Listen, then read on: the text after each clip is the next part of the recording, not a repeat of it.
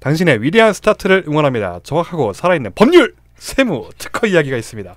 스타트업 맞춤형 통합 서비스 로픽과 함께하는 스타트업을 위한 사자들의 상큼한 방송 스타사자 지금 시작합니다. 이거 되게 숨차고는 오픈이 되게 길다. 무한 도전 이렇게 해야 되는데 너무 길다.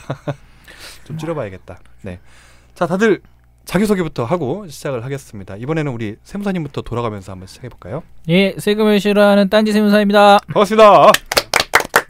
네, 안녕하세요. 스타트업의 안전한 성장을 돕는 김진희 변호사입니다. 반갑습니다. 네, 안녕하세요. 저는 변리사 초리입니다. 네, 반갑습니다.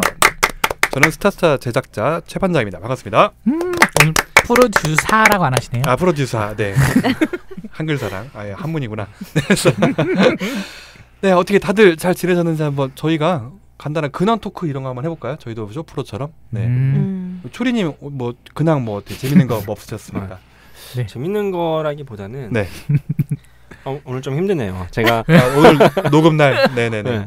제가 오늘 천안에 이제 충남 지식재산센터 천안에서 하는 그 강의를 지식재산 강의를 이제 한 3시간 반 하고 왔거든요. 특강 같은 건가요? 원데이. 네네, 원데이 특강인데. 돈 벌고 근데 이게 제가 언제 오늘 알았는데 뭐라고요? 돈. 저 계산적 이렇게 계산적인 사람 아니야. 많이. 근데 저를 인터넷을 보고 연락하셨대요. 그래서 좀 더 물어볼 거랬어. 로핏인가요? 아니면 전가요? 저희 물어봤어야죠. 안 물어보셨어요? 뭐야? 그냥 네. 뭐야? 나만 잘 되면 돼. 우리 방송 일단 스타스타는 아닌데. 어떻게든 온 거니까 일단. 다행히 네.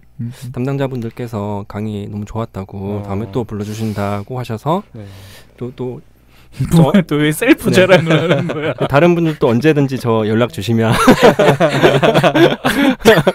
달려가겠습니다. 네. 아, 평소에도 강의를 좀 하세요? 강의를 다니시나요? 네, 원래 강의를 좋아했고요. 이제 아무래도 이제 그동안 하다 보니까 좀 적응된 것도 있고 강의가 재밌긴 재밌어요. 네. 어떤 점이 재밌어요?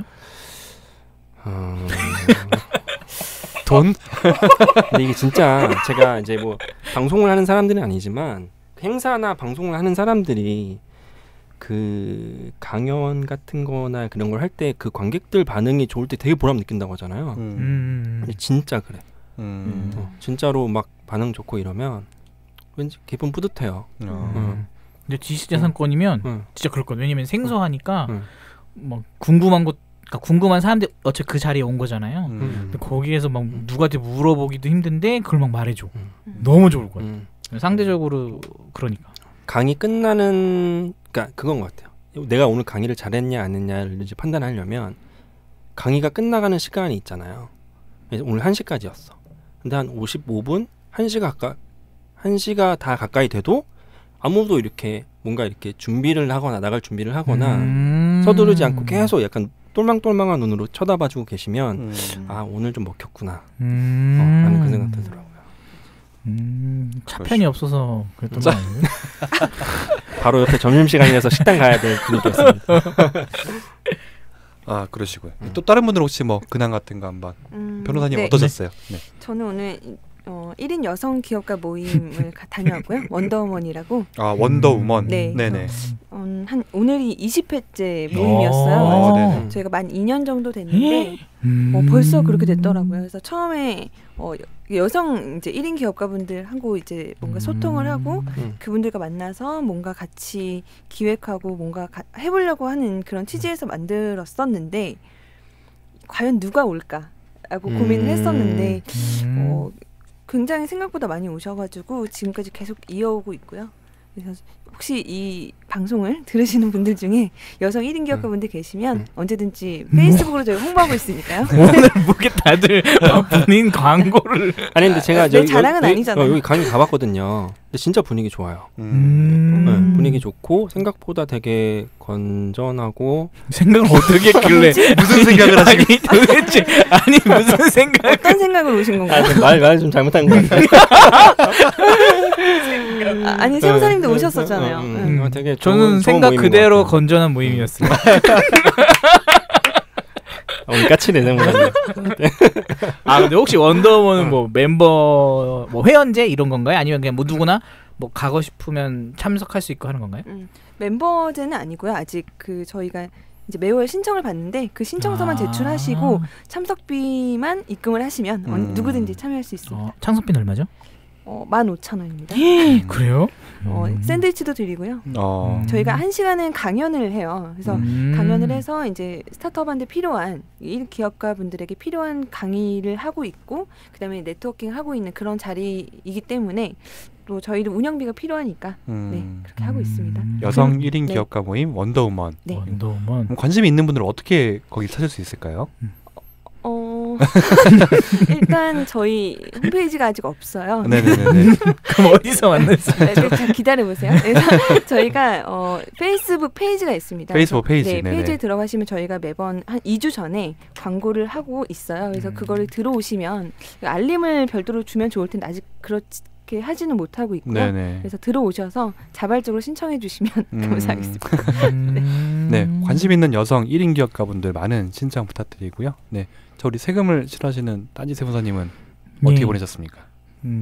이게 뭐 녹음 기준 뭐 이렇게 이런 것도 얘기해도 되나요? 뭐 상관없습니다. 뭐 녹음 날짜 상관없을 거 같아요. 녹음 기준으로 봤을 때 지금 저는 2019년 3분기 부가세 신고를 지금 하고 있습니다. 3분기 부가세 신고. 네, 네네. 아직 다 끝나지 않은 상태인데 또 저희 스타 사자 네네. 녹음이 있기에 일단 왔고요. 다시 돌아가서 야근을 해야 될 것 같네요. 네. 그러시구나. 그렇게 주기적으로 지금 바쁜 시기인 거죠, 지금이 부가세 신고 때문에. 올해의 이제 마지막 신고라고 할 수 있어요. 11월하고 12월은 이제 신고가 없어가지고. 좀 놀고. 망고네요. 망고는 뭐죠? 땡보도 아니고. 망고는 땡이랑 합쳐져야 되는 거 아니고 망고 땡 아니고. 군대에서 쓰던 언어. 정말 극혐이네요. 꿀빠네요. 꿀빠 하나. 정말 극혐. 맞다. 그렇군요. 네. 저는 제가 진행하고 있는 다른 팟캐스트, 제가 가고 있는 다른 팟캐스트 데이터홀릭이라고 있는데 어제 공개 방송을 했어요. 그 업로드 하고 이제 팟빵이라는 곳에서 팟빵 홀이 있거든요. 그 건물 4억 지하에. 그래서 거기서 이제 했고 80명을 모집을 티켓을 오픈했는데 하루 만에 마감이 됐는데 근데 무료였으니까 무료였긴 했는데 네, 근데 저희는 당연히 굉장히 많이 안 오실 줄 알았는데 생각보다 거의 많이 오셔서 한 60-70명이 오셨더라고요. 네. 그래서 각자 멤버의 가족도 왔었어요. 막 아내 막 시댁 어른 막 시댁 어른까지 애기 안고 오시고 막 해서 학예회 느낌이에요. 그래서 네, 근데 되게 의미 있었어요. 약 2시간 동안 평소 방송하는 거랑 거의 비슷하지만 좀 대화도 많이 하고 현장 질문도 받고 이제 질의응답도 하고 뭐 사연도 읽고 뭐 이러면서 했는데 상품도 드리고 되게 재미있더라고요. 네. 상품이 뭐였어요? 상품 저희가 그 도서 출판사에서 후원을 받고 있는 게 있어가지고 출판사에서 직접 오시기도 하셨었고 해가지고 이제 거기서 제공해주는 IT 관련 서적들 그 자리에서 막 드리고. 네, 데이터 올리기 그럼 좀 인지도가 있네요. 인지도가 그렇게 높지 않은데 네, 그 약간 뭐라 그러지 진성팬이라고 해야 되나요? 네. 구독자의 수는 적은데 그 적은 분들이 굉장히 많이 활동해 주시는 것 같아요. 네. 네, 노코멘트 하겠습니다. 없을 리가 없지요. 네, 질량은 보존되니까요. 네, 그렇습니다. 저희 이렇게 뭐 간단한 근황 이야기로 한번 가볍게 시작을 해봤고요. 네.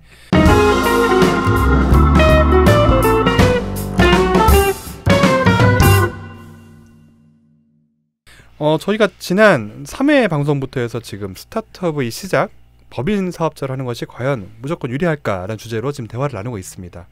일반적으로는 법인 사업자가 이제 막연하게라도 조금 유리하다라고 알고 있는데 그것이 세금적인 측면에서 자금의 소유권 측면 그리고 신뢰도 측면 마지막으로 소득세법상의 제도이죠.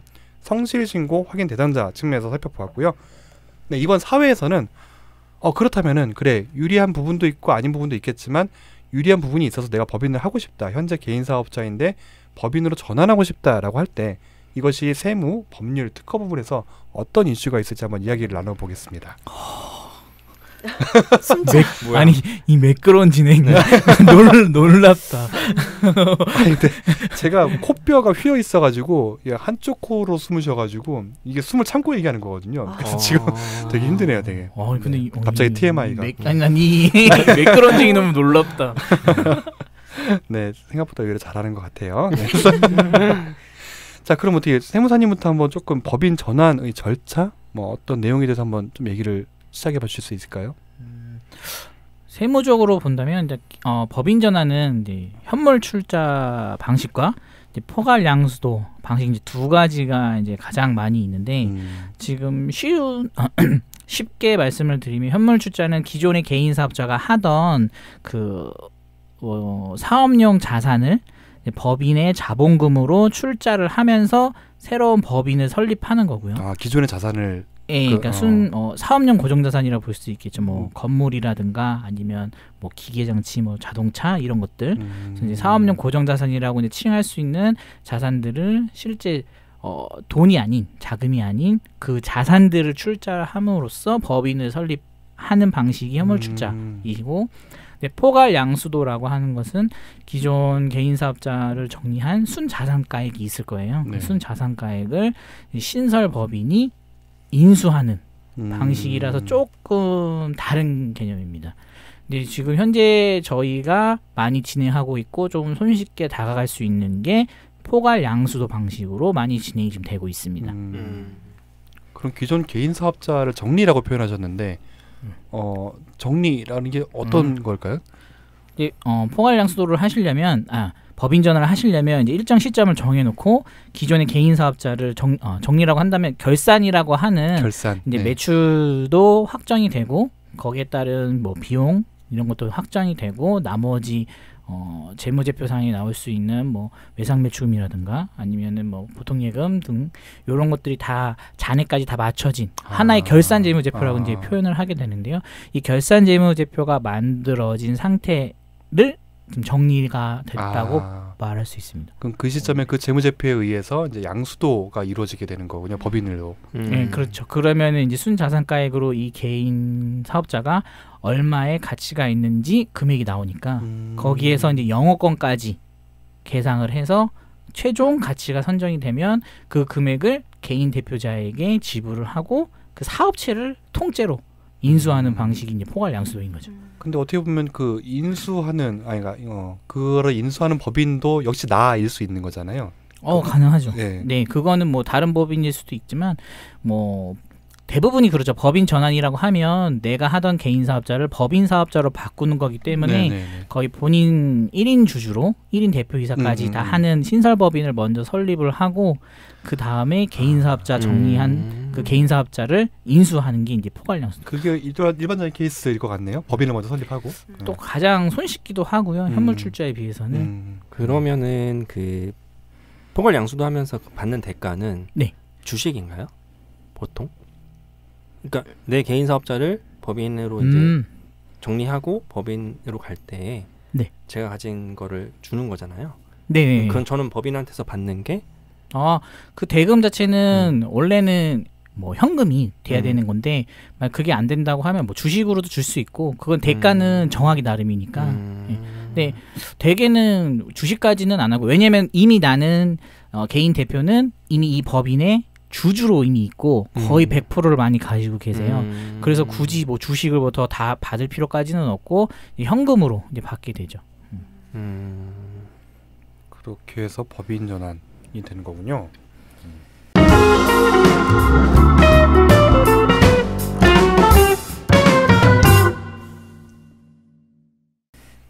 자, 그러면은 뭐 법률적으로도 뭔가 좀 다른 게 있는 건가요? 저 법인 전환이라는 영화 저는 조금 생소해가지고 이것이 용어 때문에 많이 혼동을 좀 하시는 것 같아요. 그래서 용어가 전환이다 보니까 뭔가 전환이 이렇게 개인으로 그냥 전환된다고 생각하시고 법인이 설립된다는 생각을 못 하시는 분들이 많더라고요. 그래서 아까 세무사님 말씀하셨던 것처럼 신설 법인이 설립되고 나서 개인 사업자에 있었던 자산을 그대로 폴갈 양수도 하는 방식이기 때문에 일단 신설 법인을 설립하는 절차를 좀 진행하셔야 되고 진행하시면서 이제 개인으로 가지고 있는 자산들이 있으면 그걸 정리해서 그거를 이제 포괄 양수도 계약서를 작성을 하거든요. 그걸 따라서 이제 개인용 자산을 이제 법인으로 다 옮기는 절차를 형식상으로 진행하게 되는 거죠. 네. 그래서 법인을 그냥 새롭게 설립하신다고 보면 되는 거고요. 왜냐하면 전환을 하려면 전환해야 할 대상이 있어야 되는데 보통은 전환이라는 그 용어 때문에 좀 혼동 있으신 분들이 많으세요. 실제로 내 사무실, 내 집기, 뭐 모든 거 다 그대로 있는 건데, 그렇죠? 그 상태에서 그냥 뭐 양수도가 이루어지는 게 되는 거고. 저는 이제 궁금한 게 이게 약간 특수하잖아요. 그러니까 예를 들어서 제가 어떤 A라는 사업을 하고 있는데 이거를 폐업을 하고 다시 A라는 사업을 할 이유가 별로 없잖아요. 아, 개인 사업자를 폐업하고. 네, 다시 똑같은 사업으로 굳이 폐업을 하고 다시 할 필요는 없는데 이거는 어떻게 보면 사업이 연속적으로 이제 이루어지는 좀 케이스니까. 결국에 이제 개인 사업자 때 어떤 그런 매출과 그에 따른 어떤 그 레퍼런스가 있을 테고 법인으로 전환돼서 새롭게 쌓여지는 어떤 뭐 매출과 재무제표 같은 게 있을 텐데 그러면 좀 예를 들어서 개인 사업할 때 좀 약간 뭐랄까 재무가 좀 안 좋았어요. 좀 뭔가 이렇게 좀 아까 말한 가지급금 그런 것도 좀 있었고 한데 그런 거를 좀 싹 정리하면서 법인으로 바뀌었어요. 그러니까 뭐 폐업하고 다시 이제 하는 거죠. 그러면은 이 법인 때부터는 되게 이제 정상적으로 잘 이렇게 재무제표가 이루어진다면 개인 사업자 때 한 게 뭔가 나중에 영향을 안 미치는 게 되는 걸까요? 그러니까 그렇죠. 약간 리셋되는 느낌? 그러니까 일반적으로는 개인 사업자가 폐업이 되고 신설법인이 진행되는 거기 때문에 그리고 개인은 정말 거주자라는 개념의 뭐 자연이라는 개념의 이제 인격체라고 하면 이제 법인은 법적 인격체라서 어차피 다른 거라고 보시면 돼요. 그래서 이제 원래 원칙적으로는 새롭게 진행이 되는 거라고 보시면 되는 거고 이제 간혹 이제 뭐 기관에 입찰을 넣는다던가 아니면은 개인 사업자 때의 면허를 끌어와야 되는 경우 아니면 개인 사업자 때의 업력을 끌어와야 되는 경우에는 이제 연속성으로 같이 가기 위해서 나 이거 포괄 양수도 해서 법인 전환한 겁니다라는 걸 입증을 하는 경우가 어떻게 보면 예외적으로 있는 거죠. 네. 그래서 아까 궁금했던 게 그 성실 그 뭐였죠? 성실과 확인 대상자. 네. 네. 만약에 그게 돼가지고 이럴 바에는 법인이 되는 게 낫겠다라고 해서 법인으로 전환을 한다면 과거에 이제 그렇게 선정되었다는 그런 기록이 남아서 이 법인은 예전에 성실 신고했던 개인 사업자가 전환한 거니까 좀 더 모니터링 해봐야겠다라던가 그런 게 꾸리표 같이 가는지 실무적으로 혹시 맞아요. 네. 그래요? 네. 실제 처음에 성실신고 확인 대상자 이 제도가 나왔을 때 이미 매출액이 높았던 많은 개인 사업자들이 법인으로 많이 돌렸어요. 많이 돌렸고 실제 너무 티가 날 정도로 뭐 예를 들어 뭐 일정 규모액이라고 하는 그 매출액이 뭐 10억이 기준이었다고 하면 어떤 개인 사업자가 막 9억 8천을 맞춰놓고 법인으로 바꾼 거예요. 그러니까 너무 이게 티가 나는 거죠. 막 이게 그러니까 그 경우가 뭐 12월 31일까지 간 것도 아니었고 뭐 10월이나 뭐 11월이었는데 이렇게 바꾸니까 세무서에서는 이거 일부러 바꿨다라고 하면서 오히려 그런 업체들을 따로 조사한 적도 있어요. 합리적인 의심을 받을 수가 있겠네요. 그런 경우에는. 네, 그렇죠. 아무래도 그런 분들은 이미 거기에서만 문제가 되는 게 아니라 비용 측면이라든가 하는 쪽에서도 다 문제점을 가지고 있기 때문에 오히려 더 드러난 경우일 수도 있어요. 네. 그럼 저희가 지금 이제 개인 사업자를 영위하고 있는 상태에서 법인으로를 전환하는 이야기를 하고 있는데 언뜻 생각하면 두 가지일 수 있을 것 같거든요. 법인 전환이라는 제도를 이용하는 것 하나가 있고 또 하나는 아까 잠깐 언급하셨는데 그냥 폐업 신고를 하고 새로 신규 법인 설립을 하는 것도 선택지일 것 같거든요. 맞아요. 이 두 가지가 뭐 차이가 있을까요? 법인 전환을 하는 거랑 뭐 어느 쪽이 좀 더 용이하다, 비용이 덜 든다, 뭐 이런 게 있을까요? 그러면은 아무래도 비용 측면에서는 뭐 개인 사업자를 일반 폐업하시고 그다음에 법인 사업자를 뭐 새롭게 시작하시는 게 아무래도 비용 측면 세무사 비용이 좀 덜 들어가는 거죠. 포괄 양수도라고 하면 세무사가 조금 더 컨설팅이 들어가는 반면에 일반 폐업은 그냥 폐업을 하는 거라서 따로 뭐 별도의 컨설팅이 들어가지는 않거든요. 그래서 그런 비용 측면 차이만 있을 뿐이지 어차피 법인 설립을 함에 있어서 뭐 들어가는 뭐 등기 수수료라든가 그건 똑같이 뭐 변호사님 대행료라든가 이런 것들은 다 동일하게 맞죠? 동일하죠? 동일하게 진행이 되니까 딱히 그렇게 비용 측면에서 차이가 나는 건 없어요. 그 질문을 하시는 분들이 어떤 게 제일 좋으냐고 물어보세요. 그러게요. 네. 근데 이제 아까 그 세무사님 말씀하셨던 것처럼 어떤 전환해야 되는 시점이 세금적으로 발생할 수 있는데 스타트업 같은 경우에는 이제 그런 사유랑 상관없이 그냥 뭐 예를 들어 정부 지원 사업 받기 위해서나 이런 사유 때문에 어떤 일정 매출이 발생하지 않았음에도 불구하고 전환을 해야 되는 경우가 있거든요. 이런 경우에는 그러면 세무사님이 좀 추천해 주실 만한 방법이 있을까요? 그 아까 말씀드렸던 폐업을 하는 게 나은지 아니면 그 전환을 하는 게 나은지. 그래도 아마 업력을 끌어와야 스타트업들은 좀 더 유리하니까 법인 전환으로 이어가시는 게 훨씬 좋을 거예요. 그리고 스타트업 특성상 뭐 제조 설비 같이 커다란 기기 장치를 가지고 있거나 건물을 가지고 있지 않기 때문에 실상 결산을 해서 끌어오는 자산이라고 하는 명목이 없어요. 있으면 뭐 임차 보증 정도 그밖에는 없고 그래서 이제 매출이 만일 발생하고 있었다고 하면 이제 영업권이라고 하는 것까지 계상을 해가지고 이제 끌어올 수는 있는데 아마 이제 그 부분도 이제 없을 거고 그래서 그 장부상으로만 본다면 굳이 그럴 필요가 있겠냐마는 이제 업력이라든가 아니면 어딘가에 입찰을 넣었던 기록이라든가 이런 거를 연속성의 의미에서는 하나의 더 좋은 방법이라고 볼 수 있죠. 그럼 그 부분은 이제 스타트업별로 세무사님한테 좀 컨설팅을 받는 게 좋겠네요. 아무래도 그러세요. 어떤 스타트업들은 뭐 나의 업력을 끌고 가고 싶어요. 막 이렇게 하시긴 하는데 굳이 그러실 필요가 있을까라고 이제 생각이 들기도 하고 오히려 여기서 정리하고 그냥 가시는 게 나으신 분들도 있거든요. 이 양쪽 경우에 법인 설립에 있어서는 법률적으로는 큰 문제는 그러니까 동일하거든요, 둘 다. 근데 어떤 게 좋냐고 물어보면 저도 세무적으로 뭔가 문제가 있을 것 같긴 한데 앞으로는 이제 토스해서 세무사님한테 이제 컨설팅 받을 수 있도록 그렇게 제가 조치하도록 하겠습니다. 그 토스에서 지금 갑자기 문득 제가 떠올랐는데 지금 저희가 이제 포괄 양수도는 어떻게 보면은 세무사 쪽에서 하는 작업이 많은 반면에 현물 출자라고 하는 건 오히려 변호사님이 하시는 일이 많으세요. 왜냐하면 일정 시점을 기준으로 해서 뭐 자산들의 평가도 다시 받아야 되고, 근데 그 자산 자체가 이제 자본금으로 계상이 되다 보니까 이제 저는 잘 모르지만 뭐 인가도 받아야 되고. 좀 뭐 사업자가 먼저 나오고 좀 다르더라고요. 일반 법인 설립가는 한번 여기에 대해서 들어볼까요? 자연스럽죠. 나는 토스하는 거. 다시 리시브 하셨어요. 리시브. 예. 네.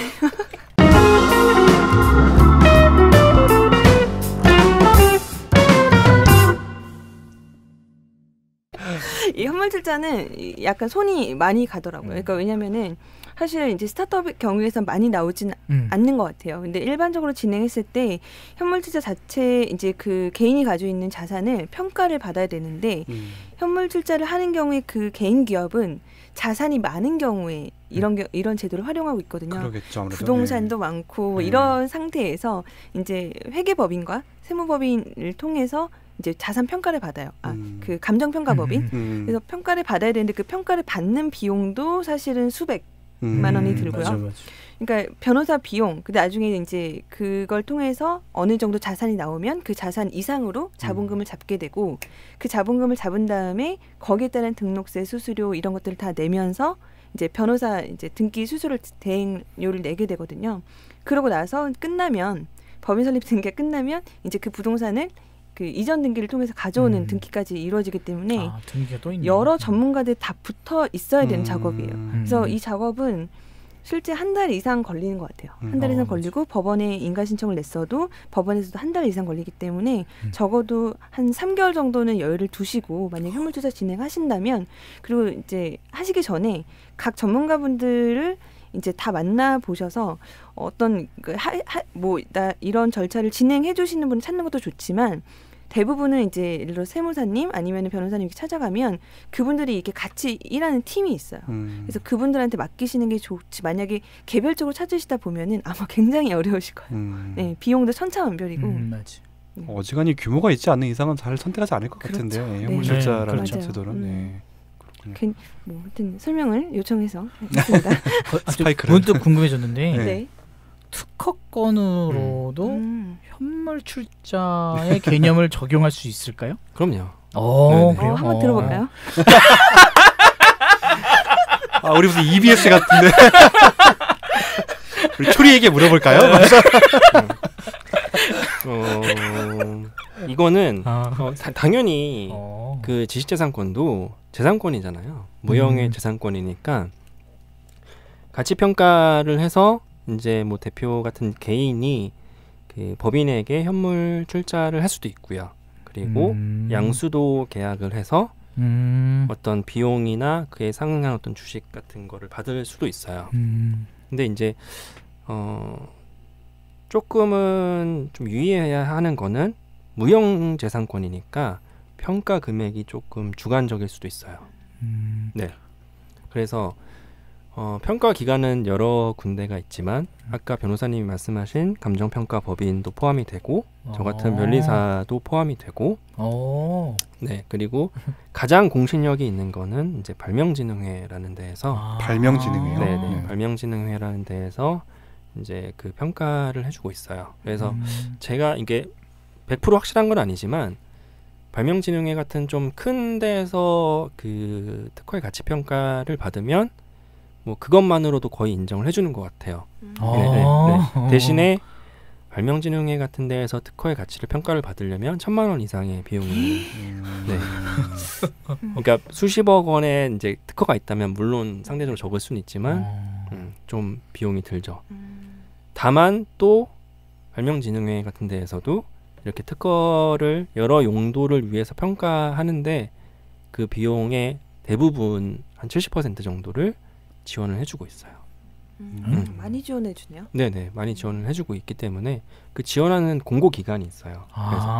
그래서 그러니까 특허를 평가할 때는 여러 가지 용도가 있죠. 예를 들어서 내가 이 특허를 담보로 뭔가 금융을 빌리고자 할 때 그럼 금융기관에서도 이게 얼마짜리인지 알아야지 그에 따른 한도에 따라서 대여를 해줄 거잖아요.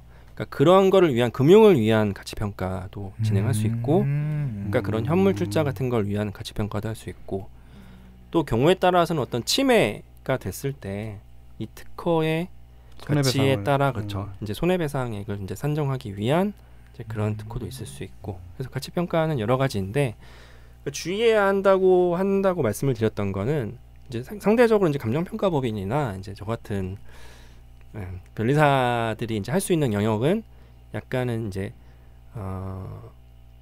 전문가 특정 전문가의 입장에서만 이제 보기 때문에 약간 나중에 어떤 문제가 됐을 때에 한 곳이 말고 뭐 두세 곳을 더 받아서 어떤 평균값으로 이제 감정을 이렇게 평가를 한다던가 법원 같은 데에서 그렇게 할 수도 있다고 들었어요. 그래서 그리고 이제 아까 그런 발명진흥회 같은 경우에는 뭐 그 기술을 다루는 사람, 그 재무 회계를 다루는 사람, 뭐 박사님들 계시고 여러 전문가들이 다 붙어서 이제 가치를 평가하는데 감정평가에서는 감정평가사 분들이 하시고 저희는 이제 변리사들이 하니까 너무 과도한 금액을 했을 때에는 이제 그게 이제 너무 부당한 출자라고 이제 봐서 출자 내지 양수도라고 봐서 이제 세무적으로 좀 문제를 삼는 경우가 최근에 좀 발생을 하고 있습니다. 대법원 판례도 나오고 있고요.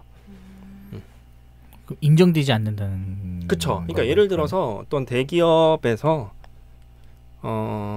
그 대표이사가 자신의 이제 특허를 이건 현물 출자는 아니었고 이제 약간 양수도 개념의 라이센스였어요. 그러니까 대표이사의 특허를 등록을 받아서 그 법인에게 이제 사용을 하게 해주는 라이센스를 하는 대신에 얼마씩 받는 걸로 그러면 아무래도 절세가 되겠죠.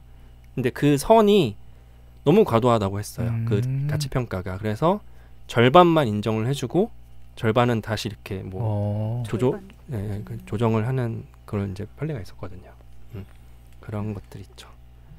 일단 특허권 자체도 무형재산권으로서 어떤 현물출자 대상이 되고 네, 그 가치를 평가하기 위한 좀 여러 가지를 말씀해 주셨는데 듣다 보니까 조금 제가 너무 문외한이어서 한번 궁금한 것이 어떤 뭐 재산 무형이든 유형이든 간에 어떤 재산의 가치를 평가하는 데는 일단 내가 부르는 게 값이기도 하지 않나 하는 생각도 들기도 하거든요. 굳이 제3자의 평가를 받아야 하는가 아니면은 굳이 그 당사자 간에 거래 당사자 간에 이의만 없다면은 이거 100만 원이야 살래? 100만 원 오케이 하면 되는 거인 거죠. 그게 거래 가격인 거잖아요. 근데 이제 그게 뭐 부동산도 마찬가지고. 이건 세무사님이 말씀해 주실 수도 있을 것 같은데 뭐요? 또 토스요. 왜냐면 배구단이요 배구단. 아니, 제가 하는 데서만 아는 데서 뭐 말씀을 드리자면 이제 특허 그러니까 뭐 지식재산권 같은 거 양도나 이제 현물출자를 하실 때 그러니까 대표와 법인은 약간 특수관계인이잖아요. 그렇죠, 그렇죠. 네네. 어느 정도 공정한 그 금액이 이루어져야 그게 뭐 어떤 부당 거래가 아니라 이제 돼야 될 것 같아서 그래서 이제 가치 평가의 그런 공정성과 이런 거에 대해서 이제 말이 좀 많죠. 재무 건전성을 위해서라도 가끔 이렇게 대표님들이 많이 문의를 하세요. 이제 원래 이제 법인 설립을 하기 전에는 그 대표이사 개인의 이름으로 출원하는 게 가장 좋은 방법이라서 그렇게 했다가 나중에 이제 법인으로 이거를 양도를 하게 될 때가 있을 때 변리사님 이거 한 700만 원, 1000만 원 정도 해서 본인이 정해서 왔어요. 양도하고 그냥 이렇게 하면 안 되냐고. 근데 사실 그게 조금은 저도 부담스러워요. 그 대답이. 그러니까 예를 들면 아주 초기 작업은 할 수 있겠죠. 예를 들면은 최저가 라인이라고 한다면 일단 이 특허를 출원해서 등록받는 데까지 저희 수임료가 있을 거잖아요. 뭐 400 정도 한다고 하면은 예를 들면 400만 원 이상의 가치는 있겠죠, 일단은. 그렇죠, 그리고 그렇죠. 그동안에 그걸 때문에 들인 시간에 따른 현물 비용이 또 있을 테고. 그리고 또 이제 그런 평가 기관에서 뭐 보통 최저치로 나오는 평가 금액 같은 게 있을 거잖아요. 그러니까 그런 것들 좀 감안했을 때 이 정도는 괜찮을 것 같습니다라고 말씀을 드리지만 어쨌든 세무적으로는 그거를 또 증빙을 남겨놔야 되기 때문에 그때는 뭐 제가 어떤 간단한 평가를 해드린다거나 이제 그 정도는 하고 있어요.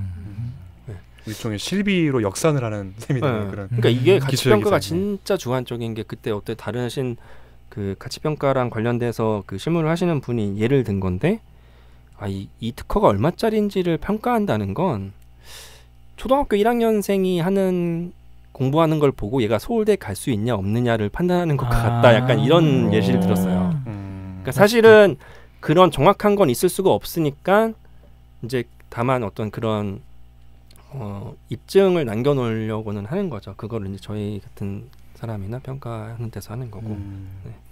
뭐 특수관계자일 때면 당연히 그렇겠지만 특수관계자가 아닌 경우에는 좀 그런 합의에 의해서 가격이 성립될 수 있지도 않을까라는 이제 생각이 들었던 거였고요. 네. 맞습니다. 모든 가격이 꼭 정해져 있는 거는 아니고 그러니까 저희 세무적으로 봤을 때는 이제 시가라고 하는 이제 최근 거래가 매매 사례가액이 이제 시가가 될 건데 그때 특수관계자가 아닌 제3자와 거래가 일어났다면 그거는 다 정당하게 인정이 되고 있고 특수관계자 사이에는 이제 일단 의심을 하고 보는 거죠. 저거는 뭔가 있을 것이다라고 하면서 인정을 안 해주니까 이제 그런 건데 일단 시가 자체는 그거는 정당하기는 맞습니다. 네. 알겠습니다.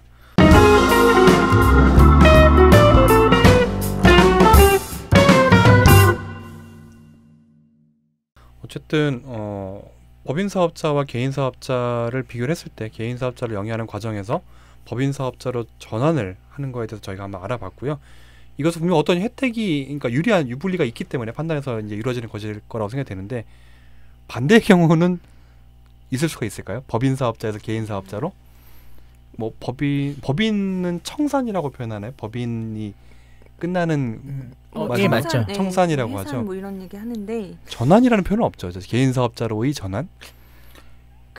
붙이기 나름인 것 같아요. 그런가요? 청산하고 개업하는 게 어차피 그런 경우 법인의 업력을 끌어왔다는 소리는 근데 뭐 불가능한 건 아닌 것 같아요. 법인으로 가지고 있었던 것들을 그대로 연속성 있게 개인 사업자로 변경하는 게 뭐 법률적으로는 계약을 하게 되면 법인이 가지고 있는 자산들이 개인 사업자가 다 포괄 양수도 받는 거기 때문에 법적으로는 큰 문제는 없을 것 같아요. 그냥 당사자 간의 계약이기 때문에. 근데 세무적으로는 그런 경우가 저는 못 봤거든요. 근데 저도 못 봤는데 네, 없는 걸로. 불가능한 일은 아닌 것 같아요. 네, 절차상으로는 뭐 방금 저희가 여지껏 법인장에 했던 거를 역으로만 생각을 해보면 되니까 대신에 이번에는 그 청산이라고 하는 이제 사망이 일어나겠죠. 네. 법인격의 사망이. 네.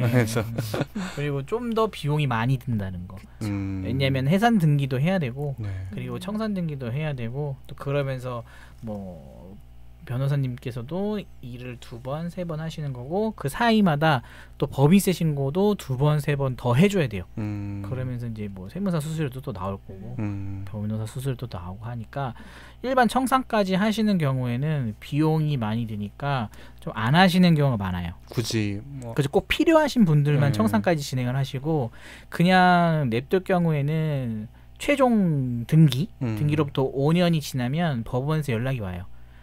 너희가 지금 영업을 지속적으로 하고 있느냐라고 하는 신고를 해라. 안 그러면은 직권으로 해산을 시키겠다. 예, 그렇게 연락이 오고 그때까지도 연락이 없으면 정말 직권 해산 등기가 되고 그 이후 3년이 지날 때까지도 아무런 행동이 없으면 청산 등기까지도 지금 할 수 있게 되어 있어서 꼭 필요하시지 않으면 굳이 청산 등기까지는 지금 진행되지 않고 있는 상황입니다. 그 아까 처음에 이제 설명 주실 때 이제 업력을 이어간다는 표현을 좀 하셨었는데 그것도 솔직히 잘 이해는 안 되거든요. 그러니까 개인 사업자를 폐업하고 법인 사업자를 새로 설립해서 할 때는 이어지지 않는다. 그 개인 사업자의 업력이 라는 건가요? 그러면은 그것이 법인 전환을 하게 되면 뭔가가 실제 법적으로 뭔가 이어지는 게 있는 건가요? 그 앞서서의 업력이? 네, 법적으로는 당연히 이어지는 게 있고 왜냐면 포괄 양수도를 그대로 이제 가지고 오는 거기 때문에 그걸 이제 이어받는 거라고 생각하면 되는데 그 예를 사업 들어서 뭐가 이어지는 거죠? 그러니까 그러니까 개인 사업자로 있었을 때 거의 다 개인에서 법인 전환할 때 비슷한 그러니까 같은 동일 업종인 경우가 많아요. 의사 업종이잖아. 그러겠죠. 네네. 그러면 동일 업종에서 개인 사업자가 수행하던 어떤 레퍼런스 같은 것들이 기존에 그대로 다 넘어온다는 거죠.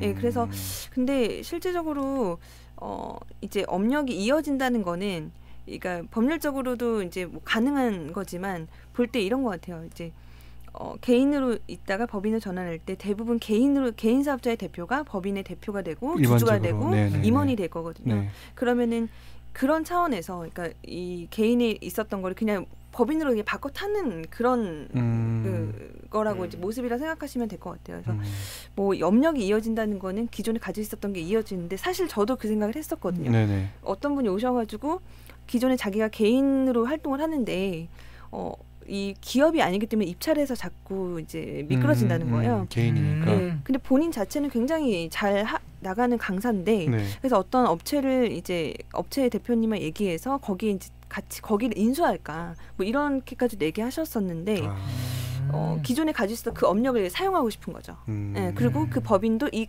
개인 강사님의 업력을 가지고 오고 싶은 거예요. 그러니까 만약에 이제 영입을 하게 되면은 이 개인 강사분의 어떤 레퍼런스나 이런 것들을 법인도 사용할 수 있고 마치 예전처럼 우리가 해왔던 것처럼 그리고 이제 동종 유사 업종이다 보니까 그런 것들을 좀 사용할 수 있게 된 거죠. 그러니까 좀 풍부하게 만드는 우리의 커리어가 되는군요. 합쳐짐으로써. 네, 그런 효과를 많이 의도하시는 것 같아요.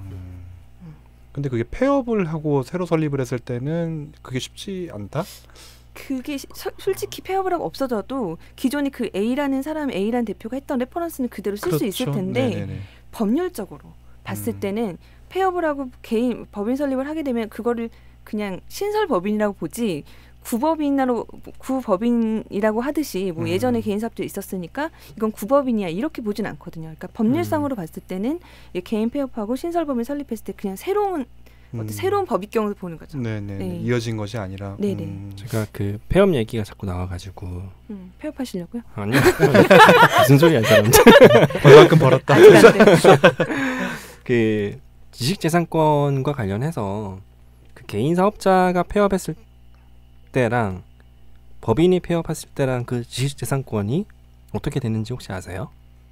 알면 별리사를 제가 굳이 알아야 되네. 알아야 돼요. 진짜 알아야 돼요. 왜냐면 들어볼까요? 개인 사업자는요, 개인이잖아요. 그러니까 폐업을 해도 그 지식재산권은 그 개인이 가지고 있는 겁니다. 그러니까 지식재산권은 개인이 가지고 있을 때에는 이 개인이 사망을 하면 상속이 돼요.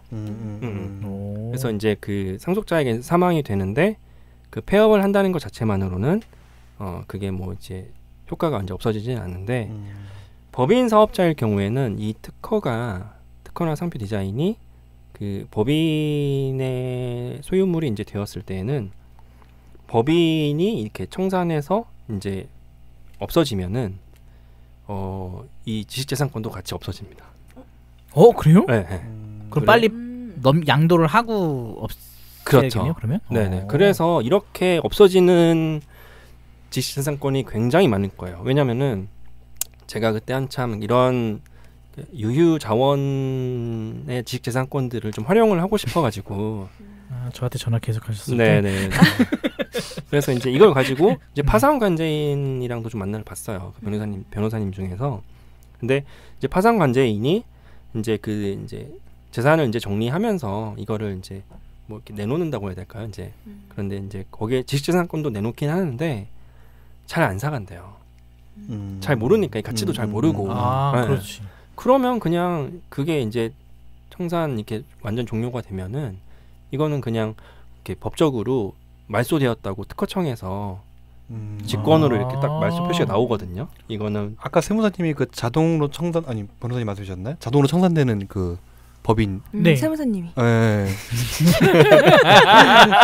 와 여기서 토스가 그것도 통보에 응하지 않고 해서 자연적으로 청산되는 그런 경우에 지금 변리사님 말씀하신 케이스 나올 것 같은데. 네네. 뭐 이렇게 자연스럽게 되던 억지로 이제 실제 진행해서 되던 어쨌든 법인이 이렇게 청산이 이제 완료되면은 지식재산권은 모두 직권 말소됩니다. 그 청산 절차를 이행할 때 그 특허권에 대해서 어떤 행위를 하지 않으면은 네네. 그냥 소멸이 돼버리는 수가 있다는 거죠. 그래서 만약에 그 전에 필요하다면 뭐 파산관제인이 할 수도 있지만 그 전 단계에서도 양도를 할 때 이제 마찬가지로 가치평가 이런 부분이 들어가겠죠. 네. 개인 사업자는 개인에게 종속되어 있기 때문에 사망하지 않은 한은 계속 유지가 되는 것이고 사업자의 폐업에 영향을 미치지 않고. 갑자기 궁금한 게 떠올랐어요. 그러면 법인이 청산이 돼서 특허가 말소가 됐어요. 네네. 그럼 제가 바로 가서 새롭게 그 똑같은 걸로 특허를 할 수 있나요? 그렇게 만만하지 않다니까. 몇 번이나 말했어요. 그냥 궁금해서. 없어졌으니까. 왜냐면은 이제 특허를 출원할 때 이제 그 등록이 되는지 여부는 그런 권리가 살아있는지 여부를 보진 않고, 그러니까 다른 이것과 비슷한 특허가 살아있는지 여부는 보지 않고, 이게 뭐 등록이 되었던 소멸이 되었던 뭐 출원 계속 중이던 공개가 된 거랑 무조건 보게 되어 있거든요. 공개. 네. 어차피 소멸된 것도 예전에 이미 공개가 됐었을 테니까. 그래서 이제 누구도 사용할 수 있게 되죠. 그거를 이제 전략적으로 많이 쓰기도 해요. 그러니까 예를 들어서 내가 어떤 특허 관련된 걸 그 선행 분석을 하다가 되게 좋은 특허인데 뭐 등록료를 깜빡하고 안 내서 어떻게 뭐 포기가 돼서 소멸이 돼 버렸어요. 진짜 아깝다 그런 거. 그러면 그거 똑같이 사용하시면 돼요. 그러면은 적어도 이렇게 누가 침해라고 딴지 안 걸어요. 공개되는 거야. 공개. 그렇군요. 근데 저희가 이제 법인 전환이라는 얘기를 다루다 보니까 어쩌다 보니 자연스럽게 폐업, 청산에 대한 이야기까지 결국 폐업 이야기를 했어. 나누게 되었습니다.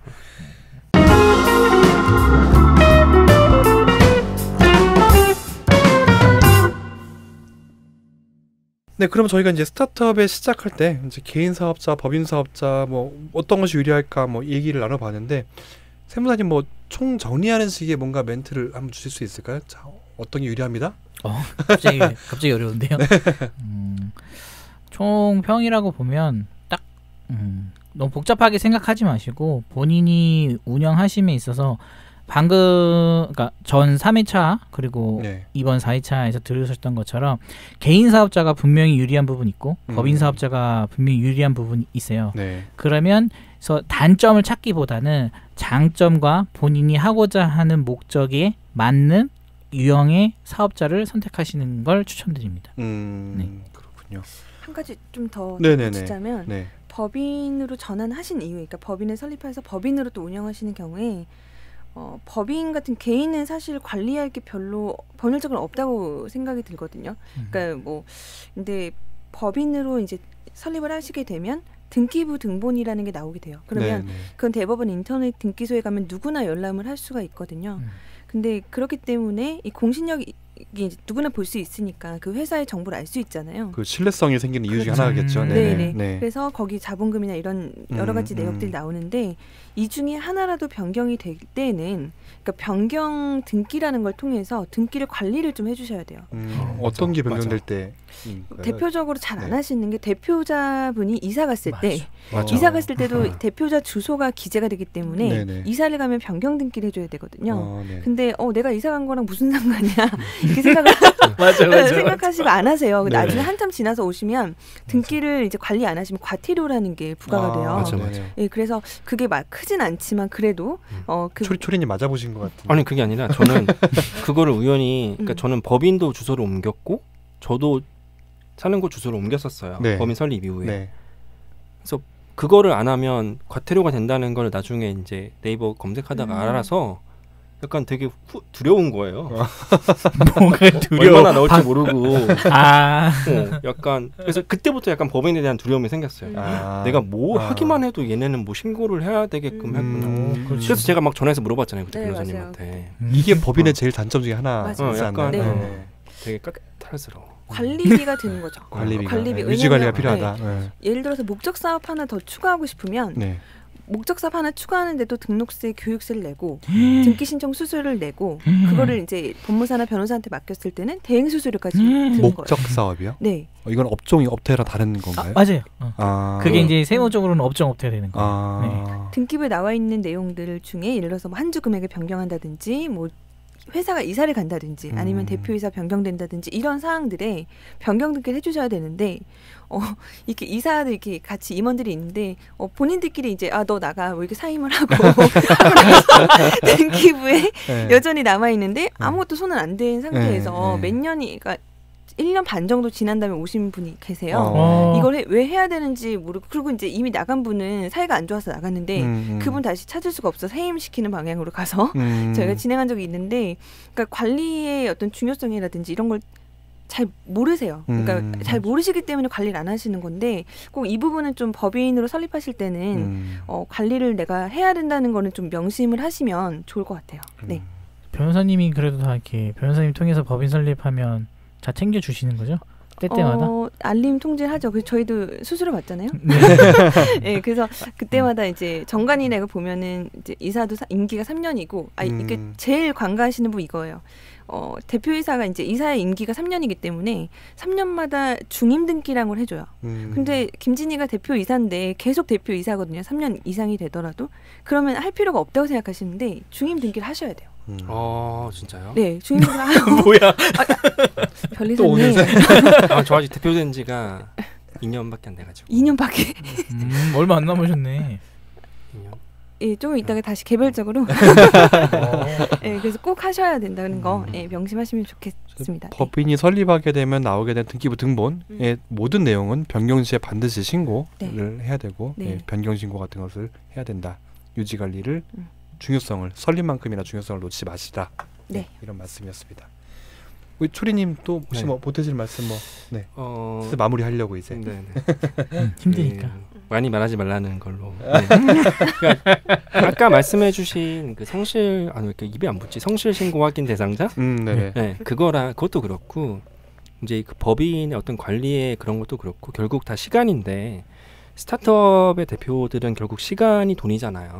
그렇죠. 그러니까 그거를 관리하시는 게 돈을 버시는 거라고 생각이 되시고 그래서 이제 그런 특수한 분야는 이제 로픽 같은 중개 플랫폼을 통해서 중개 플랫폼 전문가들과 좀 상의를 하시는 게 아무래도 여러모로 좋지 않을까. 왜냐하면은 이런 특허, 세무, 법률 이런 거는 그러니까 약간 예를 들어서 뭐 영업이나 뭐 마케팅을 하는데 이게 약간 뭐랄까요? 필수적인 사업에 그거는 만약에 해도 실패해도 뭔가 그냥 그만큼의 그 지표가 안 나오는 거지 뭔가 타격을 입을 일은 없잖아요. 근데 약간 특허 법률 세무 같은 경우에는 아차 싶으면 진짜 아까 제가 놀란 것처럼 막 과태료 내야 되는 거죠. 이런 것들이 되게 많거든요. 네네네. 그러니까 진짜 스타트업 대표의 경험으로서도 평소에 좀 친하게 잘 지내서 잘 알아두시는 게 좋은 것 같습니다. 맞아요. 현명한 방법이에요. 네, 그렇습니다. 저희가 이제 2회에 걸쳐 가지고 이제 사업을 처음 시작하시는 분들이 있어서 첫 번째 맞닥뜨리게 되는 고민이실 것 같아요. 개인 사업자로 할 것인가, 법인 사업자로 할 것인가. 또 사업을 어느 정도 개인 사업자로 영위하는 과정에서는 또 법인 사업자로 전환해야 되지 않나? 이제 이런 고민들에 대해서 몇 가지 다양한 측면에서 좀 유불리를 한번 따져봤습니다. 자, 그럼 방송 마무리하려고요. 저희 오늘 뭐 소감 한번 3, 4회 통틀어 소감 한번 돌아볼까요? 초리님부터 한번 돌아가면서 네. 우리 처음으로 세무사님이 준비하신 방송 어떻게 들으셨는지. 네. 기가 막히죠. 일단은 많이 준비하신 것 같아서 웬일로 좋은 말. 훈훈하게 이제 잘 진짜 많이 도움이 됐어요. 저 옆에 들으면서 실제 도움. 네네. 많이 도움이 됐고 오늘 3, 4회 녹음한 여기 네이버 스퀘어도 너무 좋네요. 그러게요. 저희가 오늘 처음 와본 곳인데 네. 여기 화장실 혹시 가보셨어요? 화장실? 네네네 가봤습니다. 그 변기가 뭐 움직이나요? 변기가 엄청 엄청 뭐 영화의 어떤 그 나오는 성배 잔처럼 고기만 이렇게 막 지나요. 불경스럽게 거기다가 성배에다 제가 성배를 연결시킬 어두운데 변기만 빛나고 있어 막. 거기만 조명을 썼나 보죠. 그러니까. 근데 이거 그냥 들어. 개인 차이니까 존중해 주세요. 저는 화장실을 굉장히 많이 보거든요. 화장실도 좋고 잘못 드신 분이 소변을 보시는 거 아닐까? 여기 녹음실도 너무 좋아서 네네네. 기회만 되면은 자주 이용하고 싶네요. 그러게요. 네. 잘 방송 소감을 말씀해달랐더니 녹음실 변기평을 계속 전혀 예상하지 못했던 소감을. 자 변호사님 그러면 제대로 된 소감 좀 부탁드리겠습니다. 소감다운 소감 좀. 네. 머리가 새하얘졌어 지금. 근데 지금 이제 방송 그 녹음을 이제 하는데 갈수록 이제 편해져야 됐는데 약간 또 긴장도 많이 되는 것 같아요. 아직 익숙치 않아서. 그렇죠, 아직은 네, 그래서 근데 아무래도 이렇게 같이 혼자 이렇게 얘기하는 것보다 같이 이제 전문가분들하고 같이 얘기를 하다 보니까 한 주제에서도 좀 심도 있게 논의를 할 수 있구나. 그렇죠, 다각도로 바라보게 되고. 네, 그래서 오히려 저희가 생각했던 것보다 더 시간이 길어지기도 하고요.